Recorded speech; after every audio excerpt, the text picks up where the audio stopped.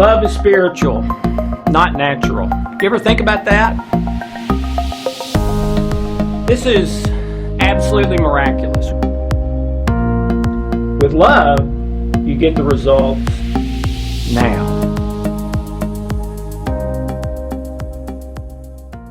Hi, I'm Dr. Alex Loyd, and welcome to Deep Water. I wanted to discuss abortion for a few minutes today and try as best I can, which is what I'm trying to do in all of these, to look at all angles of an issue, not just one or two, not just the way I was brought up, not what I believe, but all angles, all right? And again, I'm not doing these to say this is the way this issue is. I'm saying this is my 2 cents. Let's start talking about it in love and respect and integrity and kindness instead of discussing, which is a nice way. It's usually yelling or cursing as far as, and there's really no discussion. It's just two people disagreeing with each other and neither being open to other beliefs. I don't want to do that here, all right? This is listed as by a number of rating poll kind of things as the #1 controversial issue in the world. Some other poll places list something else as #1, but most of them that I found listed this as the #1 controversial issue in the world. So if we're going to talk about deep water, we got to talk about #1, don't we? All right, so first, just a couple of statistics. 18% of all pregnancies in the United States end in abortion. 18%. In 1973, when abortion was first legalized with Roe v. Wade, it was 16.3%. So in almost 50 years, we've gone from 16.3% to 18%. It's been up and down since that time. 24% of all women, by the time they get to age 45, will have had at least one abortion. 24%. And the number of abortions in the United States each year, 862,000 approximately last year. And since Roe v. Wade was legalized, 38,400,000 babies aborted. Pretty staggering numbers. Let me share a couple of my thoughts about this, and then we'll look at 5 or 6 of what I think are the big issues related to this discussion. First of all, I've been working with in counseling, therapy, coaching for over 30 years now.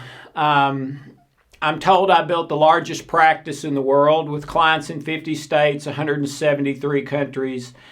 Bottom line, I've worked with a lot of people, and the coaches that I've trained, over 1,000 of them, have worked with a lot of people.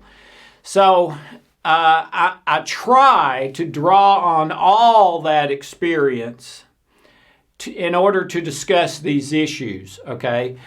And here's what I'll say. I think the hardest issue I've ever worked with an individual, and there have been a bunch of them for me, is the tragic, unexpected death of a child. I'm not talking about abortion. I'm talking about a 2-year-old, a 6-month-old, a 10-year-old, unexpectedly and tragically dying. I've never worked with anything more painful than that. It was extremely painful for me, and it wasn't my child, obviously. But what I will say is that with the women that I've worked with who have had abortions in the past. That would be the number 2 most painful situation that I've dealt with in working with clients over 30 years, is a female looking back on the abortion they had and feeling basically haunted by it. And that's the big issue. They can't seem to ever get by in their life, with tremendous guilt and shame and stuff. And for many of them, that's decades later, and a total reversal sometimes of how they felt previously. And even with a lot of them, it really surprised them that they were feeling that way. But there have been a number of clients like that where basically every time we talked, it was just a challenge because they were weeping so much that we couldn't hardly get anything done. This is also a personal issue to me. I'm the youngest of 3 boys. After the second boy, who's my brother and is 6 years older than me, my mom was told by the doctors to never get pregnant again. That if she became pregnant again and carried a child for any length of time, she would die because of a medical condition that she had that caused great complications with the second birth. And they said, it's not you might die, it's you will die. So don't ever get pregnant again. So my mom and dad took steps, I don't think I have to explain those, to make sure they would never get pregnant again. And I'm told by my brothers that when my mom became pregnant with me, the first thing she said is, that's not possible. Now, I'm not claiming an immaculate conception or anything like that. I'm just relaying the truth as I know it. Now, my mom's been dead a long time now. But anyway, said that's impossible. Then the doctor said, okay, it's happened, water under the bridge. We need to abort the baby now in order to save your life, which is the only way it was legal back then. And my mom said, I would rather die. And so she did not abort me, obviously, carried me the next 9 months. Every day she experienced the highs of her love for me and basically giving her life for me, and the lows of, I've got 6 months to live, 3 months to live, a week to live. I mean, just, I was born with all kinds of defects that I think came from both the medications where they were trying to save her life and my mom's up and down panic and fear and worry and all that sort of thing, okay? And yes, I'm very glad that my mom did not abort me. It makes me think of things like, the story that Hitler's mom actually went to abort him, but then changed her mind. And how would that have changed the world? But then there's the other side of the coin too, which is, what if Albert Einstein's mom had aborted him? Or Ronald Reagan, or Barack Obama, or, Gandhi, Martin Luther King, etc. I mean, you can't think about all of that stuff with an open mind and heart and not have very strong feelings and opinions and even pains when you just imagine certain things like that, okay? So this is one that is very, very personal to me, and the number 2 most painful thing I've observed in the life of other people that I have worked with to try to help them be healthy and happy. Okay, now let's look at 5 issues that I think are relevant to this discussion that maybe are not all in the mainstream. Number 1 is that the Bible and religious text forbid abortion. I believe in God. I'm a follower of Jesus in my life. It's the most important thing in my life. I believe that the Bible is the Word of God. I believe there are errors and misinterpretations in there, but I believe the basic story is a love letter from God to us and is true, okay? Well, so many people believe that the Bible or the Jewish Torah forbid abortion. And in fact, they never speak of abortion. All right? There are two passages that have most often been quoted as being relevant to this discussion. One in Deuteronomy, where it says that if two men are fighting and the wife of one man trying to help her husband in the fight grabs the testicles of the other man and squeezes hard in order to help her husband in the fight, that they should cut off the wife's hands that grabbed the man's testicles and crushed them. Another passage in Deuteronomy says that if two men are fighting and there's a pregnant woman there and one of them accidentally hits the pregnant woman and causes a miscarriage, that if the baby is born without any serious health problems related to that, then the man who hit her is fined, and he's fined whatever the husband decides the fine should be. Okay? If the baby is harmed, then the rule is a life for a life. Okay? So, as best I can tell, those are the passages from the Bible and the Torah that are most relevant to this, but neither one of them address abortion. Okay, so at best, those are kind of peripheral. Now, you could say, I believe very truthfully, that the Bible and virtually all religious texts place a high premium value on human life. And whatever you're doing in regard to human life, it needs to be very seriously thought out, because human life has to be at the very top of what we value, and our laws and all that stuff should reflect that. I do believe that's true, but the Bible never specifically addresses it.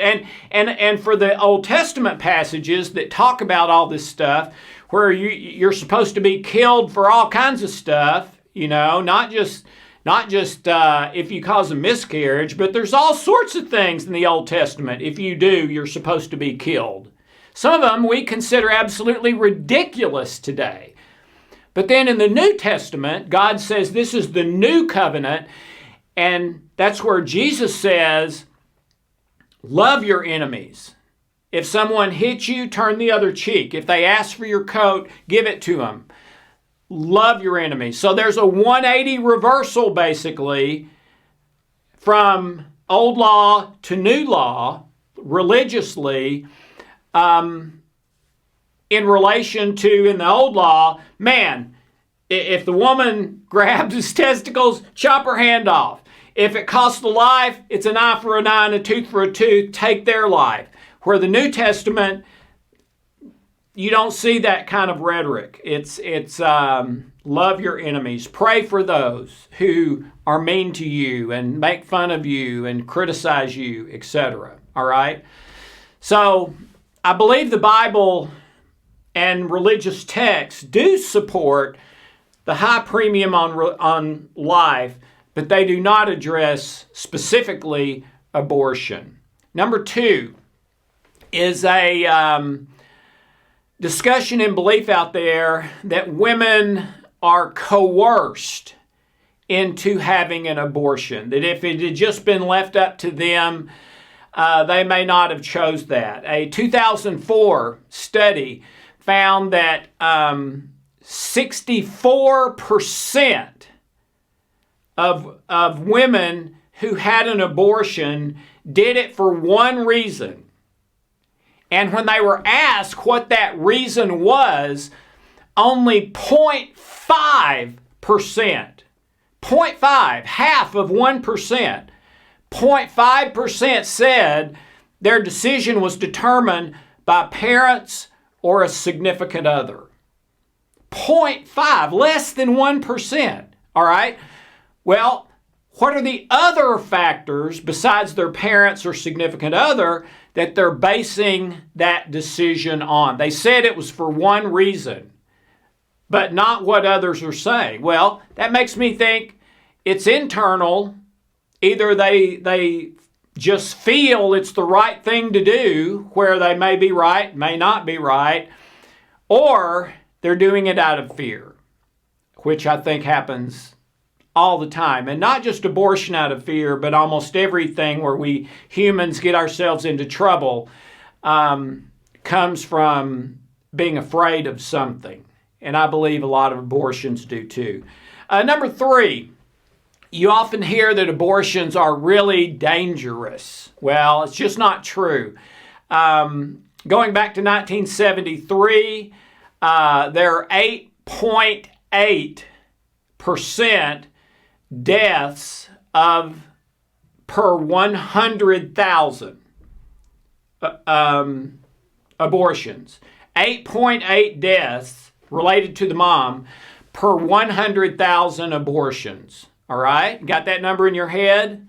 Well, if you continue the abortion to term and have the baby, the odds of death are 12 to 14 times higher for the mom than if you had the abortion. So, if we do go to that argument that we're concerned about the lives of women, well, the riskier thing is to take the pregnancy to term.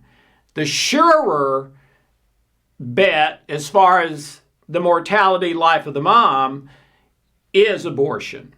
Okay?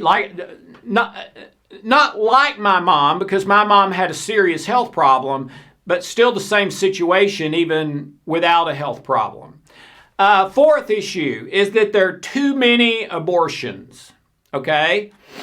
Naomi Wolf wrote famously an amazing capsulization to me of this. And what she wrote and sort of coined the term was this: it was such a good Chardonnay abortion. And in this discussion and argument, we're hard on abortion as being wrong, and if you do it, you're wrong, and all that sort of thing. But what about the careless mom? It was for those abortions that are it was such a good Chardonnay abortion, and that's really the only reason for it. Is there any responsibility by the mom for, you might say, being careless? Today we have better contraceptives and things to prevent unwanted pregnancy than we have ever had, and there's more coming all the time. So to become pregnant and then cause a death because, well, I just messed up and that isn't really what I'm wanting to do, but the consequences of that are the death of a living thing. I'm not going into where a fetus is a person yet or not, but it's still a living thing. It results in the death of a living thing from nothing more than one person's carelessness. Now, I'm not saying that's true of all abortions, but it was such a good Chardonnay abortion, I am. And so, if we're going to be hard on abortion and hard on pro-life, I think we've also got to take a look at the responsibility of young ladies and women when there are such easy methods available to prevent that death from ever having to happen, in my opinion. A fifth thing about abortion as I was researching is that it's racist. Okay? In 2011, there was a billboard in Times Square, New York, that said the most dangerous place for an African American baby is in the womb. In Texas, there was a similar billboard showing an unborn African American fetus and labeling it as an endangered species. And both of these billboards come from the place that the abortion rate with African Americans or Black Americans, however you like to be addressed if you are of that race. The point is that it's so much higher among that race than any other race. And that, in and of itself, makes it a racist issue. Okay? That's one of the arguments out there. I do not believe it's a racist issue because that rules out the judgment of African American moms, of African American young ladies, and it disregards the situation they might be in that's very different maybe from someone in a different racial situation. Okay? And maybe if the person who did not choose an abortion, if they had been in the same situation as the African American mom who became pregnant, maybe they would have had an abortion too. But that's one of the arguments out there, and that racist argument I do not believe is supported. It's a totally different situation, and to me, really, this is sort of we're going to look at the general context, but then we're going to end up with case by case. All right? So that's the fifth big issue to me as I researched is it's racist. But I do not find support for that. So what abortion critics have said about this is that abortion is a racist issue because the numbers are so dramatically different among some races. All right? Well, that can look good on the surface, but what that totally discounts is a different situation for that group of people than this group of people. And the judgment of the particular women that are in those situations at that time. So I believe actually that the people who are saying this is a racist issue because it's different in the racist, they're the ones that are pulling the race card, okay? Because to me, those situations are not the same situation. And in almost anything in science, when you change the circumstances, it changes the results. Okay? So let's make sure I'm not a racist and you're not a racist when it comes to this number one most controversial issue. There's a sixth discussion out there that the abortion opponents would never punish women, that they are not trying to punish women, that making abortion illegal is about protecting women, not punishing women. And the pro-life movement has often called the woman the second victim after the baby. All right? Well, in 2017, a law was passed in the state of Tennessee to put mothers in jail if they take drugs or do anything else during their pregnancy that could negatively affect the fetus.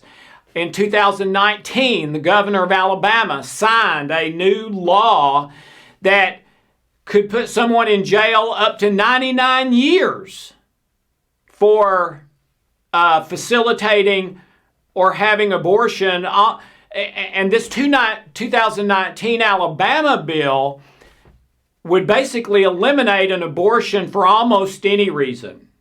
Not any reason. I think for a woman like my mom who's going to die if they don't have an abortion is an exception, but almost anything else, this bill makes it against the law, and if you facilitate that, including if you're the mom having the abortion, you should go to prison. Okay? Now, I'm not saying whether we should do that or not, whether a woman who has an abortion should be found guilty of murder or manslaughter or anything like that. That's way over my pay grade. All I'm saying is there's an argument out there among pro-life that, we would never do anything to punish or harm the woman, the mom, the whatever. And I'm sure that's true with a lot of those people, but the recent actions legally would not support that, because there are multiple cases where they're going after the moms who are in some cases maybe acting carelessly, but in other cases are trying their darndest to do the right thing and what is best. Another argument out there is that basically the people having the abortions are bad people who don't believe in God, who don't believe in right and wrong, who just care about themselves, etc. Well, that's not true.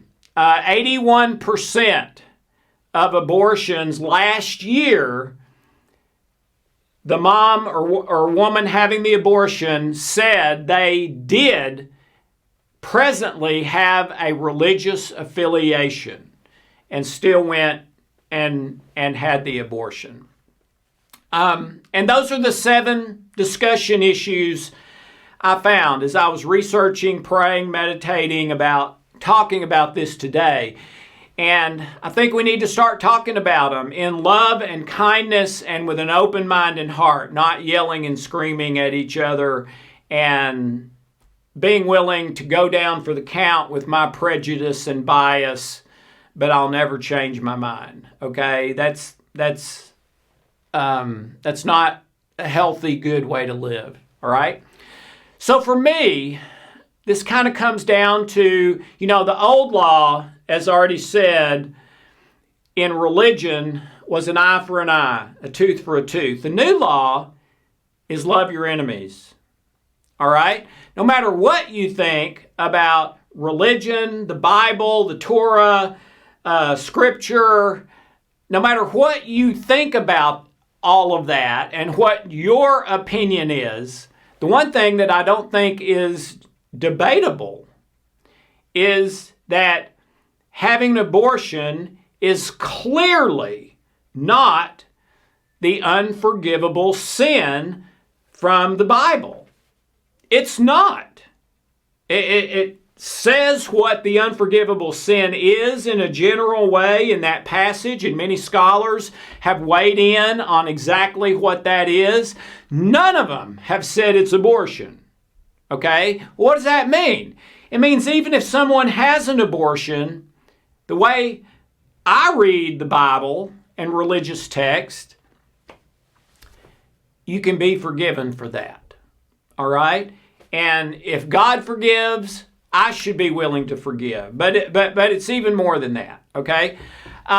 So it's not the unforgivable sin. To me, what it comes down to is what we've talked a lot in these sessions about. Am I going to make the love-based choice that is in harmony with my conscience? Or am I going to make a selfish, self-interest choice out of fear? Okay? Not that you can't be forgiven of the fear-based selfish choice. And I'm not saying abortion is a selfish choice. I do think it's fear-based a lot. Okay? But I think these are individual situations. You can't paint them all with one brush. You have to look at it individually. The Indians, used to have an expression, never judge someone till you walk a mile in their moccasins. And boy, have I found that to be true over my lifetime. So many clients I've had where you can't imagine why they would do what they did or not do what they didn't do until they start telling you the backstory. And then it's like, oh my goodness, wow, well, I can see that now. The first counseling session I ever had, I sort of specialized in relationships. And this lady came in and told me her story by herself. And by the end of it, I was ready to kill her husband. And I've already decided this is 100% the husband's fault. Then the husband comes in, tells me his side, and it sounds absolutely plausible. And now I'm thinking it's the wife's fault, all right? There's a thing that the professor wrote on the board in my very first ever psychology class. The problem is never the problem, okay? What people say the problem is only a symptom. The real problem is deeper.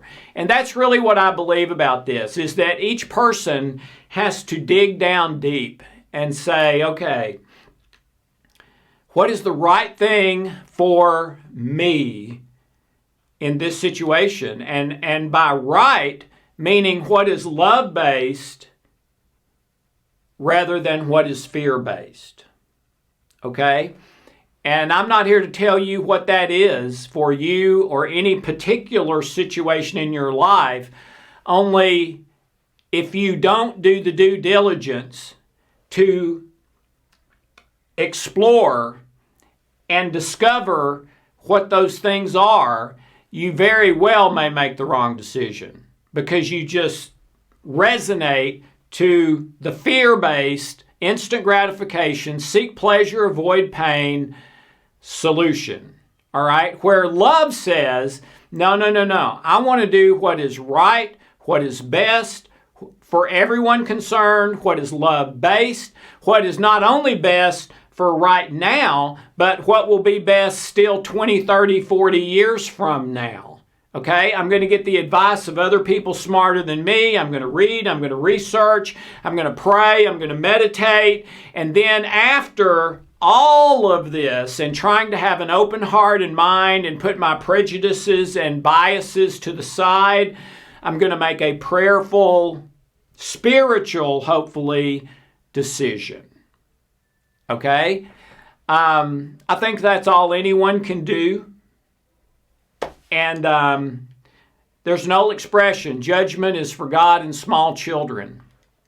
And I believe that's true here too. So if you choose not to have an abortion, my job is to love you. If your decision is to have an abortion, my job is to love you. Okay? And that about sums it up for me. But let's talk. And I'm sure there's more than these 7 major issues within abortion, but these are 7 that I haven't seen as much that I do think ought to be brought in for consideration for the issue as a whole and each individual person as they wrestle and struggle with what is best and right for them. One little post-it note I'd like to give you before we close this here. Every week, all week, I pray and meditate over what is going to happen during this time for me, and I hope and pray for you. And yesterday, I believe it was, as I was praying and meditating, a thought came up that I'd never had before, and that's usually God for me when that happens. You can say that's love, that's your heart, but for me, that's God. And the thought was this: my mom went against the law and chose death for herself and life for me. The law said yes, you should have an abortion in this situation. It was her choice, I know. They're not going to put her in jail if she doesn't have an abortion. But the law says, yes, in that situation, that is the best choice. So that's what we're going to make the law. Okay? You're in this situation, that's what we believe is best for all concerned. For the baby to be aborted and the mother to live. So my mom went against the law, chose death for herself, life for me. Okay, if I could have been my age now and she could have asked me as the fetus or baby inside of her at the time, Alex, the doctor said that I should never get pregnant again. If I did, it would kill me. I don't know how it happened, but we did get pregnant, and it's you. And I don't know what to do. I'm so scared, but I'd rather you live than me live. You know, if we could have had that conversation, and I could have had it from the mentality that I'm at today, or even 20 years ago, I feel confident. I would have said, no, Mom, abort me. You have a great life. I'll see you on the other side, okay? But the point is, she was trying to make the love decision in a situation where that is extremely difficult to do and maybe even extremely difficult to know what the love choice decision is, okay? But because of that, I cannot condemn someone who goes against the law to choose life for self in order to spare a child of pain that they would have had to experience if they had lived. And again, that's going to be a unique, every situation is going to be different. Those are going to have to be evaluated on a case-by-case basis. What is the situation? Are they rich? Are they poor? Are they in a war zone? Is there illness and disease? Is there an abuser? I mean, there's so many parts to that, okay? Now, I said I can't condemn someone who goes against the law. Of course, the law today is that an abortion is legal in most cases, but even if it wasn't, what occurred to me this week is I can't condemn someone who, if they do go against the law and choose life for themselves, death for the fetus, if it's to spare the child pain, suffering the child would have had to go through, abuse, death, whatever, all right? And the only people that know whether that decision is love-based or not is the mom and God, as far as I know, okay? I was told by a biblical scholar, which I'm not, that there are 5 reasons in Scripture why God allows young people and children to die at an early age. And one of them is to avoid suffering they would have had to go through if they had lived. Okay? Now, if that's one of God's reasons, I don't know how I can adamantly say it can't be anyone else's reasons. Now, I know I'm not God. The mom who's trying to make the decision is not God. I understand that.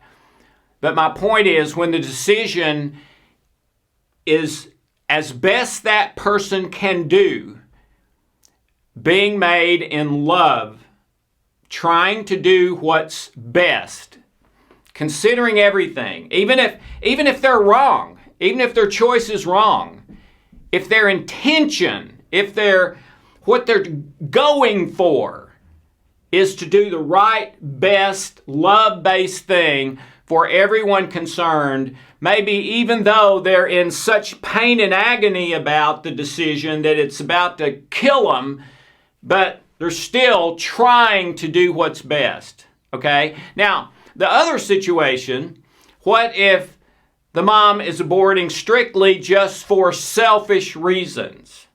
Okay? It's not for love. It's that the lady had too much to drink, forgot the contraception, and that's the deal. All right? Well, there's just no way I feel like I can condemn that mom no matter what she does, because I don't know the reason for her decision. I don't know if it's fear-based or love-based. Only she and God know that. I know I have counseled lots of women before they had an abortion, after an abortion, thinking about an abortion, decades later from an abortion, things like that. And what I can absolutely tell you is that every woman and lady I've ever coached or worked with on any of these issues, they took the issue very seriously.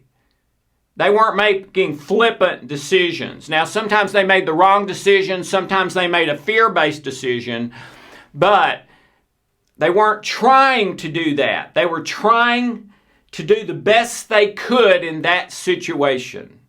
Okay? So to me, when you don't have a clear standard, let's say from ancient wisdom literature, and the law of the land is whatever the law of the land is at a certain time, you know, I believe people on opposite sides of this argument could throw rocks at each other for 100 years and never really understand each other or come to a conclusion that is win-win-win.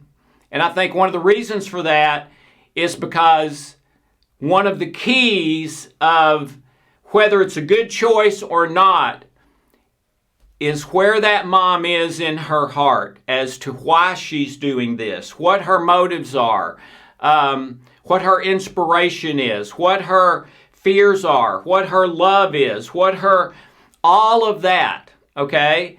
And I've seen abortions happen where the mom was in so much agony and pain over what she was doing. I really wondered if the mom was going to die, even though everything was safe and clean and sterile and all that. She was just so ripped up inside about, well, that's love. Or at least it can be. So, anyway, about this number one most controversial issue in the world, I think that's where I'll end, is, to me, is it love-based or fear-based? What's the why? What's the reason? And here's the question I'm going to end it with. Is it possible